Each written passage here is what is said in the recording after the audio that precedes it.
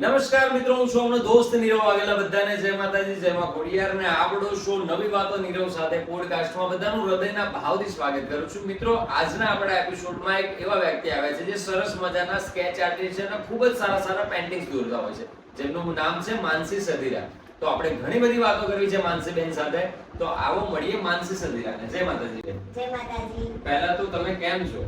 બસ હું એકદમ મજામાં. માનસીબેન, અમારા દર્શક મિત્રો તમારી સાથે ઘણી બધી વાતો કરવા માટે આતુર છે, તો આપણે તમારા ઇન્ટ્રોડક્શનની શરૂઆત કરીએ. મારું નામ સધીરા માનસી છે. હું કૃષ્ણનગરમાં ફેમિલી જોડે રહું છું અને હું સેલ્ફ સ્કેચ આર્ટિસ્ટ છું. માનસીબેન, દરેક આર્ટિસ્ટને અલગ અલગ ફિલ્ડમાં જવાનો શોખ હોય છે. જેમ કે એક્ટર હોય એને એક્ટિંગનો શોખ હોય છે, ડાન્સરને અલગ પ્રકારના ડાન્સનો શોખ હોય છે, સિંગરને અલગ પ્રકારનો સિંગિંગનો શોખ હોય છે. તો તમને આ પેઇન્ટિંગનો શોખ કેવી રીતે જાગ્યો? બાળપણથી જ મને ડ્રોઈંગ કરવું ખૂબ જ ગમે છે, એટલા માટે મેં આ લાઈન ચૂઝ કરી છે. જ્યારે તમે નાનપણથી તમને આ શોખ છે, તો આશરે તમે કેટલા વર્ષોથી આ ફિલ્ડમાં કામ કરો છો? હું 4 વર્ષની હતી ત્યારથી ડ્રોઈંગ કરું છું અને 2019થી મેં પ્રોફેશનલી આ ફિલ્ડમાં મેં ચાલુ કર્યું છે ડ્રોઈંગ કરવાનું. તમે કેવા કેવા પ્રકારની ડ્રોઈંગ કરતા હો છો? આમાં અલગ અલગ, જેમ કે ચારકોલ ગ્રેફાઇટ વાળું જેમાં પોર્ટ્રેટ બને છે, પછી વોટર કલર વાળું, એક્રેલિક, કેનવાસ, એ અલગ અલગ ટાઈપ્સમાં મેં ટ્રાય કરેલા છે. આ બધા જે અલગ અલગ પ્રકાર હોય છે, તો એ અમારા દર્શક મિત્રોને તમે થોડું ડિટેલિંગમાં જણાવજો કે આ એકચ્યુઅલીમાં પ્રકાર શું હોય છે આમાં. જે પોર્ટ્રેટ જે કહેવાય છે માણસનો ફેસ કરીએ, તો એ હું ચારકોલ અને ગ્રેફાઇટથી બનાવું છું, જેમાં મેં ઘણા અલગ અલગ લોકોના બનાવ્યા છે. પછી વોટર કલર છે, એ પાણી અને કલરની ટેકનિકથી બનાવવામાં આવે છે, જેનું પેપર જાડું હોય છે, તો એમાં ઓબ્ઝર્વ ઇઝીલી કરી શકે. પછી એક્રેલિક કલર એ સૌથી ફાસ્ટ સુકાઈ જાય છે, તો એ કેનવાસ ઉપર બી થાય છે અને બીજું કોઈ પણ મટીરિયલ ઉપર એક્રેલિક કલર થઈ શકે છે.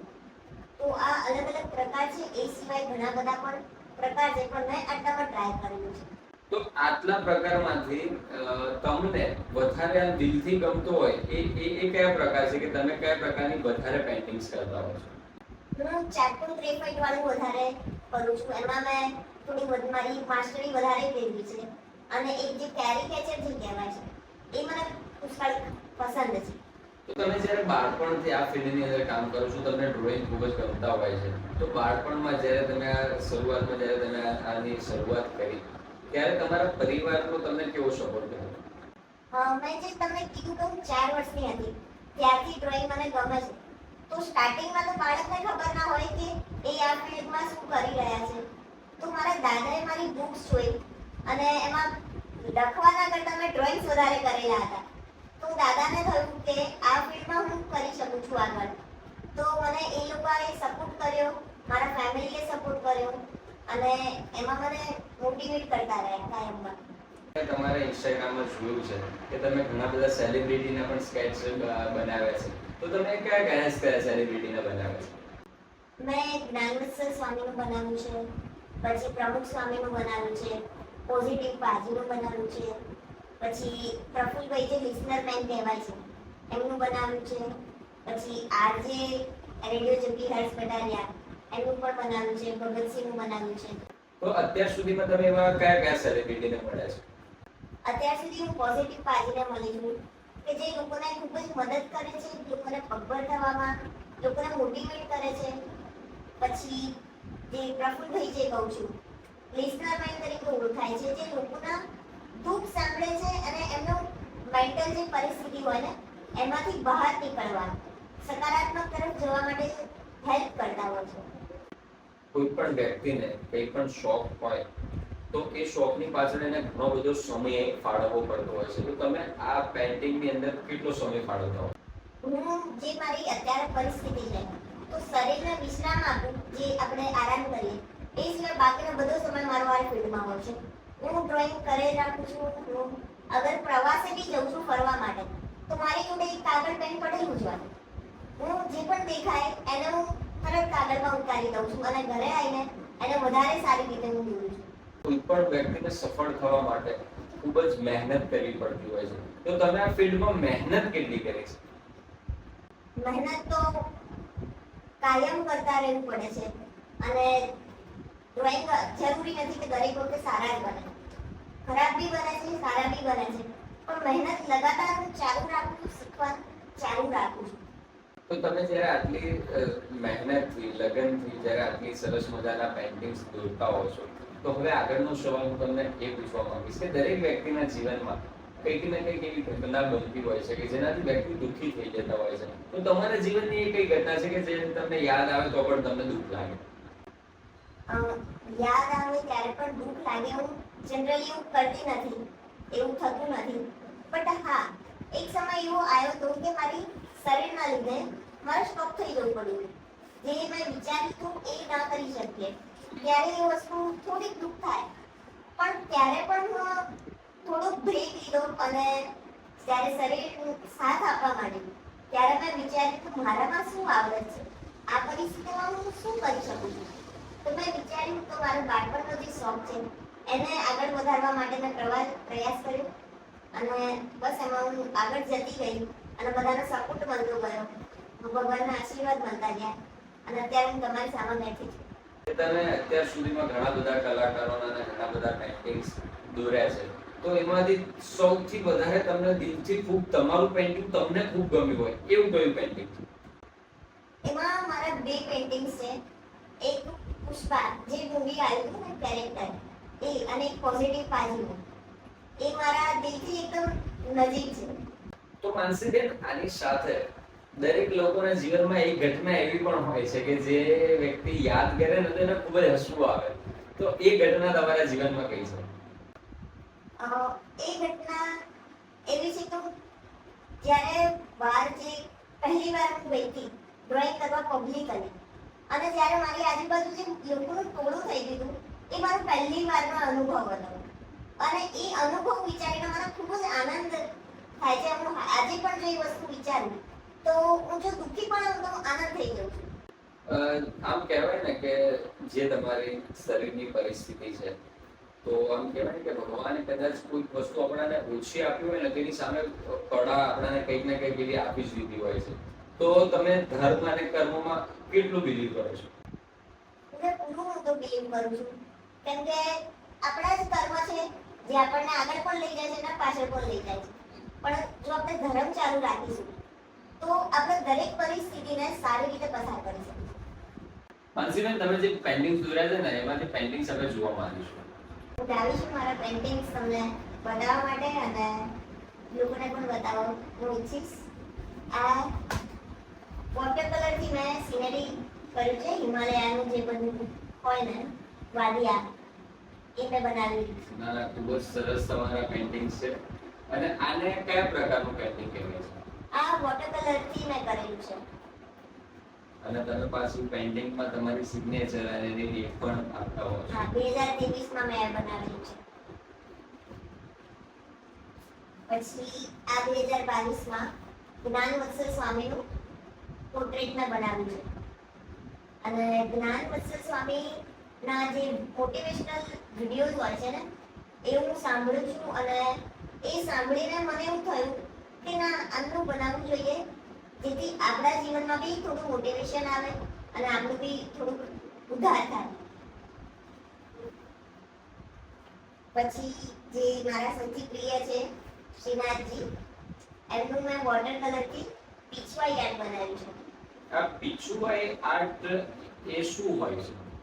પીછવાઈ આર્ટ એકચ્યુઅલી જે ભગવાનની પાછળ જે પડદો લગાવવામાં આવે છે ને, એ પણ આપણે આર્ટ વાળું કરેલું હોય છે.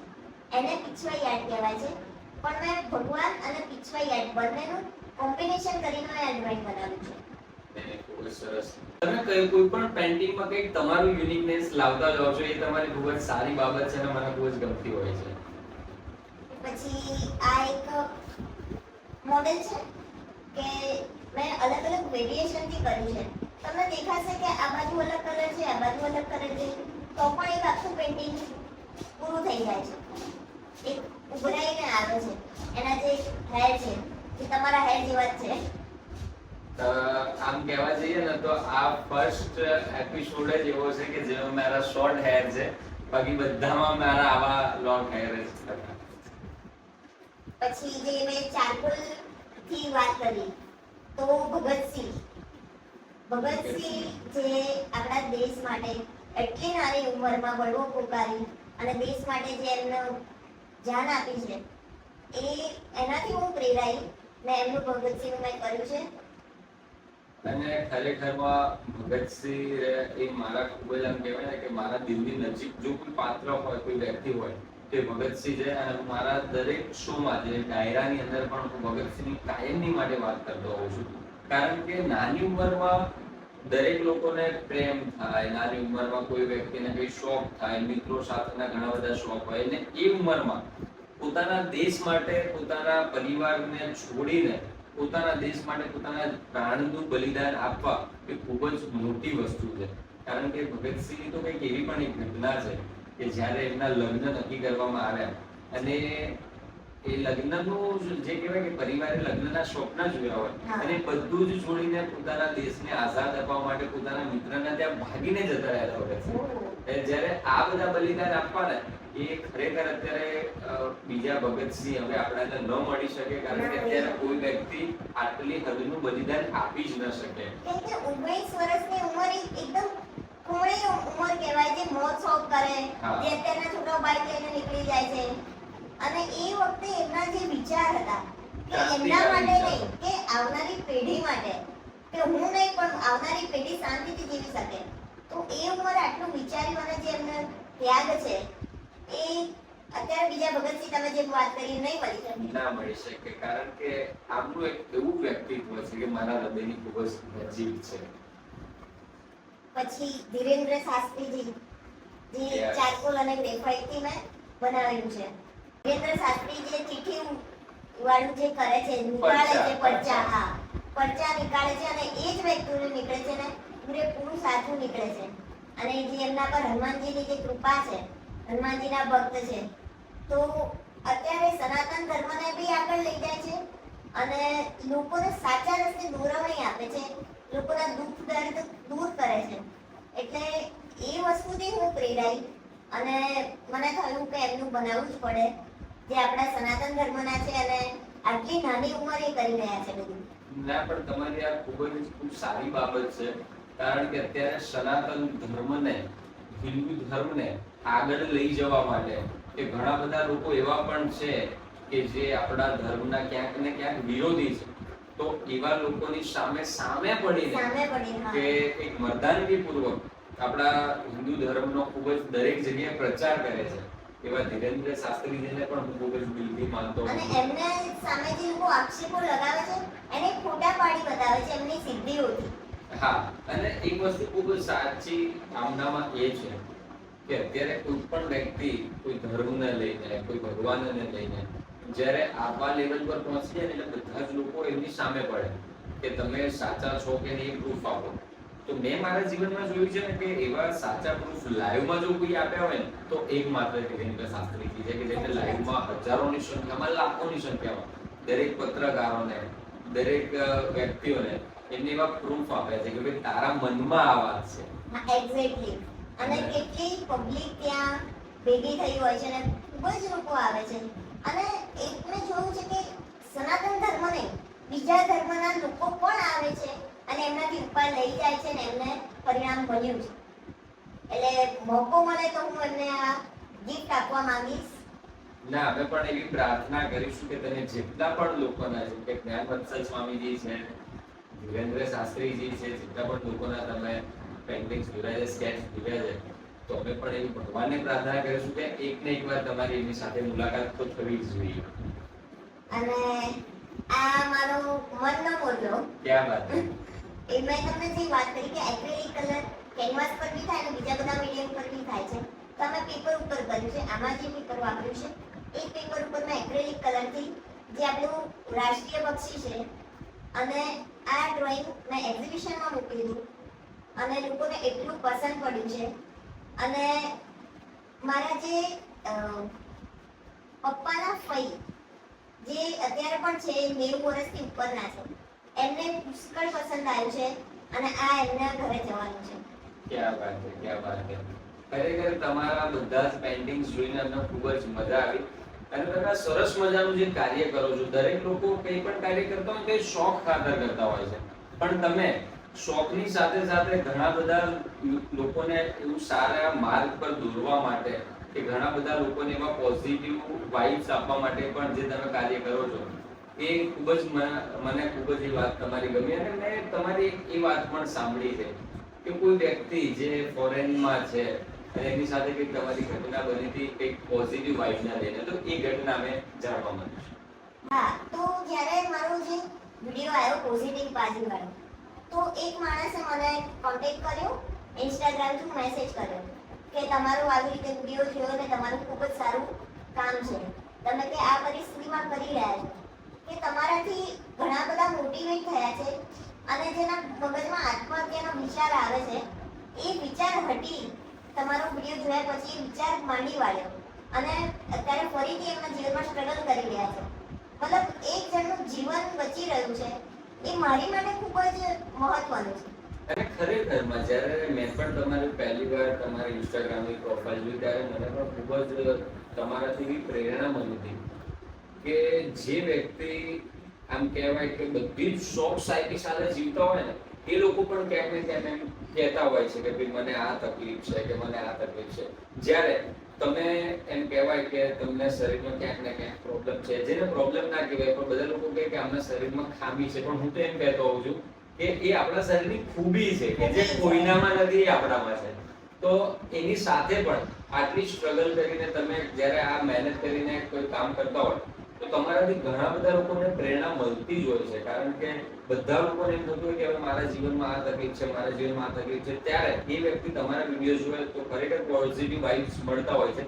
કારણ કે આ વ્યક્તિ જો આટલી બધી તકલીફોની સાથે પણ આટલું સુંદર કાર્ય કરે તો હું કેમ ના કરી શકું. અને એના કારણે ખરેખર ઘણા બધા લોકોની મેં તમારા કમેન્ટ્સ ને બધું જોયું છે કે જે લોકો એવું કહેતા હોય છે કે ભાઈ ઘણા લોકો સુસાઇડ કરતા પણ બચે છે અને ઘણા લોકો દુઃખમાંથી બહાર આવીને સ્ટ્રગલ તરફ જઈને એક સફળતાના પંથ પર ચાલવાની શરૂઆત કરી હોય છે. તો અમે તમને સાથે મળ્યા, અમને ખૂબ જ મજા આવી તમારી સ્ટ્રગલથી લઈને તમારા પેઇન્ટિંગ્સ જોઈને, અને તમારી સાથે ઘણી બધી વાતો કરીને અમને ખૂબ જ મજા આવી. તો આગળનો ક્વેશ્ચન હવે હું એ કરીશ કે તમે અત્યાર સુધી અહીંયા પહોંચ્યા છો, લાઈફમાં તમારા આગળ શું ગોલ છે? લાઈફમાં આગળ તમે જે પ્રમાણે કીધું ઇન્સ્ટાગ્રામમાં લોકો મારું જુએ છે, તો ઇન્સ્ટાગ્રામમાં મોટા લોકો તો જુએ છે, પણ જે નાના નાના બાળકો છે ને, એ લોકો એમનું દોરેલું મને ફોટો મોકલે છે કે દીદી મેં કેવું કર્યું છે, દીદી મારું બરાબર છે, દીદી હવે હું શું કરું. તો એ વસ્તુ જોઈને મને આનંદ થાય છે કે લોકો જે જીવન જીવવાનું તો શીખી રહ્યા છે, પણ નાના નાના જે છોકરાઓ છે એ લોકો સ્કિલ પણ શીખી રહ્યા છે. કેમ કે અત્યારે ભણતર એટલું મહત્વનું નથી રહ્યું. તમને જો સ્કિલ આવડતી હશે તો તમે આગળ વધી શકશો. તો મારું એવું છે કે હવે નાના બાળકોને અને જોડે મોટાઓને જેને શોખ છે તો એ લોકોને હું ડ્રોઈંગ શીખવાડું, અને જો એ લોકોને સ્કિલ એક ડેવલપ હશે ને બાળક જોડે તો એ આગળ કંઈ પણ કરી શકે અને શું શાંતિથી પસાર કરી શકશે. માનસીબેન, ખરેખર તમારો ખૂબ સારો વિચાર છે અને અમે ભગવાનને પ્રાર્થના કરીશું કે તમે આ તમારા વિચારમાં તમને ખૂબ જ સફળતા મળે. તો એની સાથે આપણે આ કાર્યક્રમનો અહીંયા જ વિરામ લઈશું. તો મિત્રો, આવી જ રીતે આપણે ઘણા બધા આર્ટિસ્ટોને મળતા રહીશું, ઘણા બધા સિંગર અને એક્ટરોને પણ મળતા રહીશું. તો એની સાથે આ પોડકાસ્ટનો આપણે અહીંયા જ એન્ડ લાવીએ છીએ. બધાને જય માતાજી, જય માં ખોડિયાર. અમારો કાર્યક્રમ કેવો લાગ્યો એ પણ તમે કમેન્ટમાં જરૂરથી બતાવજો અને અમારી ચેનલને લાઈક, શેર અને સબસ્ક્રાઇબ કરજો. બધાને જય માતાજી, જય માં ખોડિયાર.